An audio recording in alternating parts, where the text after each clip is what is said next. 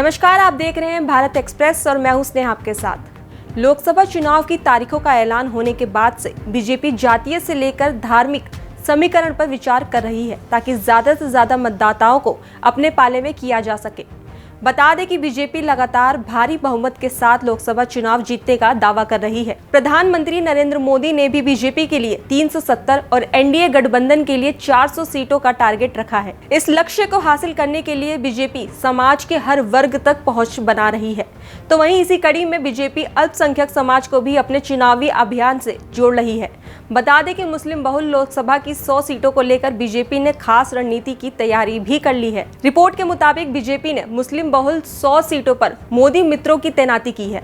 इनका काम प्रधानमंत्री नरेंद्र मोदी के नेतृत्व वाली सरकार की उपलब्धियों की जानकारी अल्पसंख्यक समाज तक पहुंचाना है। बीजेपी अल्पसंख्यक मोर्चा के राष्ट्रीय अध्यक्ष जमाल सिद्दीकी का कहना है कि मोदी मित्र सरकार की नीतियों, कार्यक्रमों और जन कल्याणकारी योजनाओं से और अल्पसंख्यक समुदाय के लोगों को क्या क्या लाभ पहुंचा है, इस बात की भी जानकारी दे रहे हैं।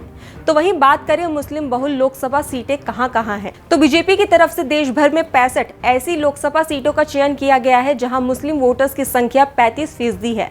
65 सीटों में से सबसे ज्यादा सीटें उत्तर प्रदेश में हैं। यूपी में 14 मुस्लिम बहुल सीटें हैं, जबकि दूसरे नंबर पर पश्चिम बंगाल है जहां ये संख्या 13 सीटों की है। केरल में 8, असम में 7, जम्मू कश्मीर में 5, बिहार में 4, मध्य प्रदेश में 3 और दिल्ली, गोवा, हरियाणा, महाराष्ट्र और तेलंगाना में 2-2 सीटें शामिल हैं। तमिलनाडु में 1 सीट शामिल है।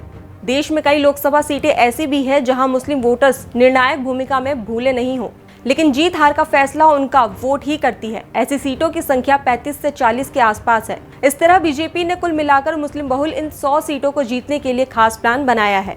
तो अब ऐसे में सवाल ये उठता है कि क्या मुस्लिम बीजेपी को वोट देगी? बता दें कि जब बीजेपी अल्पसंख्यक मोर्चा के राष्ट्रीय अध्यक्ष जमाल सिद्दीकी से सवाल किया गया कि क्या उनकी पार्टी को मुस्लिम समाज वोट करेगा, तो इसके जवाब में उन्होंने कहा कि हाल ही में हुए रामपुर और आजमगढ़ लोकसभा उपचुनाव में इसका ट्रेलर देखने को मिला है। देश के मुस्लिम पीएम मोदी के नेतृत्व में काम करना चाहते हैं। उन्होंने कहा कि पीएम मोदी ने मुस्लिम महिलाओं को 3 तलाक से मुक्ति दिलाई है। अब मुस्लिम समाज, खासकर मुस्लिम बहनों ने ना दूरी है ना खाई है, मोदी हमारा भाई है के नारे के साथ बीजेपी से जुड़ना शुरू कर दिया है। फिलहाल इस खबर में इतना ही। बाकी देश और दुनिया की तमाम खबरों के लिए देखते रहिए भारत एक्सप्रेस।